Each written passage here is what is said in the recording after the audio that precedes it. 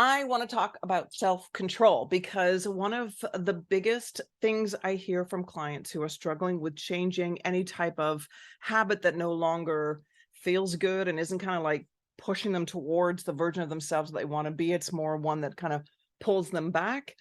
They say that they don't have any self-control, and generally it's to do with food, right?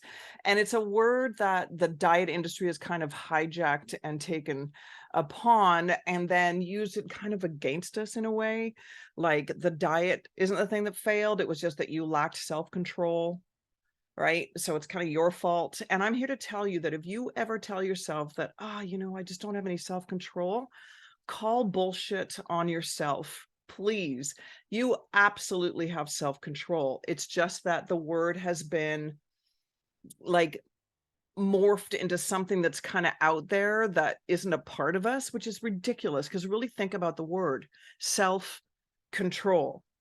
Yourself in capitals, SELF is in control, meaning yourself, the true you, is leading you, is leading your life, is in control of your life. You are in control of your life. Yourself is in control.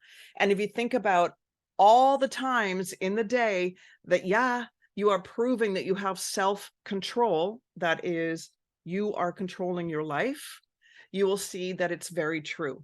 If you didn't have self control, you would not be adulting in any way whatsoever, right? Like, you wouldn't probably get up every day, probably wouldn't shower every day. Would you brush your teeth every day? I don't know, man, but the true you knows that these things are kind of important. Hygiene is important. So I know that's kind of, I'm being a bit facetious here, but I just really want you to stop telling yourself that you lack self-control. That is utter shit. You absolutely have self-control and you prove it to yourself over and over again. It's just that we don't slow down enough to actually investigate ourselves and realize, holy shit, I'm actually, I've got this. I've got this. And I want you to really spend some time thinking about who you are as an adult and what are your values? What is your true self? And when you start looking into that part of you, you start to show up that way with respect for yourself and your values and how you want to live and who you want to be and what energy you want to bring into a room. But if you keep telling yourself, I don't have any self control, then yeah, you're going to end up in that mode and it's not yours. Just drop it. You absolutely have self control. It's the diet industry that's telling you don't. And you've just bought into it because it seems like a fact, because it's been decades of programming. And we are going to just unplug that programming and drop that shit down and say, you know what, I totally have this. Because once you start seeing yourself in that light, you're going to show up the way you actually want to show up. The actions that you take, the behaviors that you have are going to push you further towards where you want to be, as opposed to pulling you back into the old version of you that is no longer serving you. You're not your habits. You are not your habits. I think that's a really important thing to remember. One, you totally have self-control. So when you hear yourself saying anything along those lines, willpower, self-discipline, any of that shit, just shut it down. Okay, with a big nope. That's not true. I do have self-control. That's just old programming. And number two, you need to remind yourself you are not your habits, the good ones or the bad ones. You're not those. You're the person taking the action. But we tend to like hang on to these habits and make them as if they're part of our identity, and they're not, and they're changeable.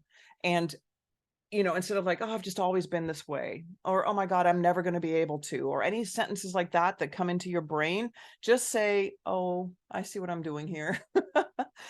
I'm making this who I am. You're not. You're not. It took me a long time to get over this because I always said I'm a procrastinator.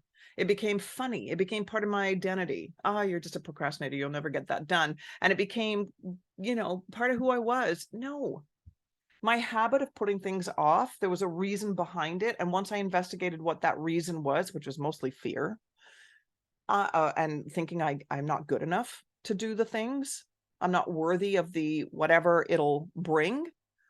Once I understood that, I realized that my true self actually is. I am worthy of this. I am enough. I am capable of doing this stuff. I am going to do it. Then I'm leading as my true self.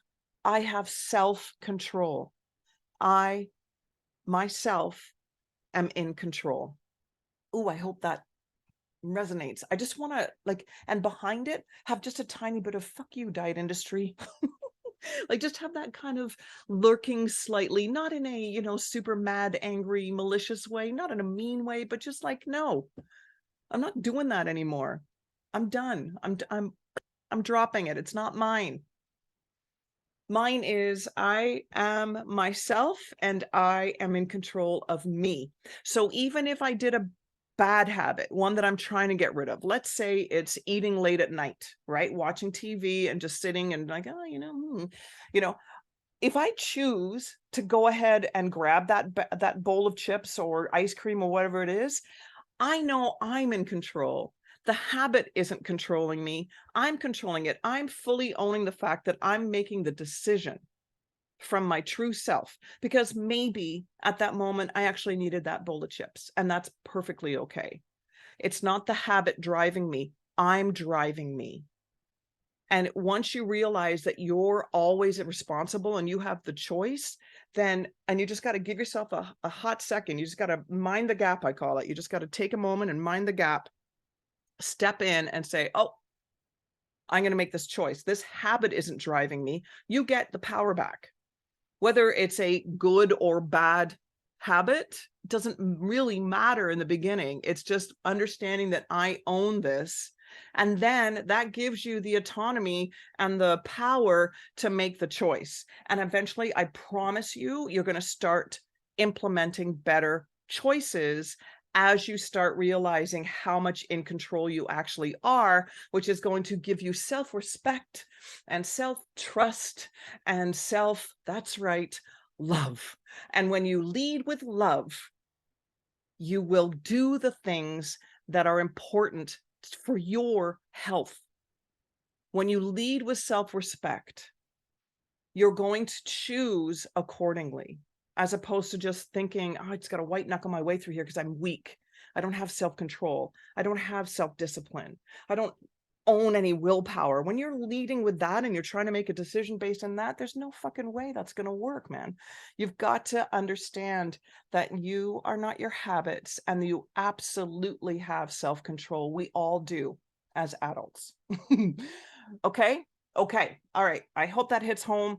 And I welcome any conversation about this. So if you want to comment below, or if you want to send me a DM, I just find that so cheesy, but send me a DM or, email me, sarahgwellbeing@gmail.com. And I'm down with a conversation because I just really love this shit. Okay. I'll talk to you soon. Looking awkwardly for the button. There it is. All right. You have self-control, 100%. You're not your habits. Don't forget that. Okay. Keep reminding yourself of that. And remind yourself of that, not when you're in the thick of it. Remind yourself of that when you're actually just doing something, brushing your teeth. You'd be like, oh, look at me. I'm in control of myself. I'm choosing to brush my teeth because that's what we want, right? I want to brush my teeth. I want good hygiene. All right. Talk to you soon.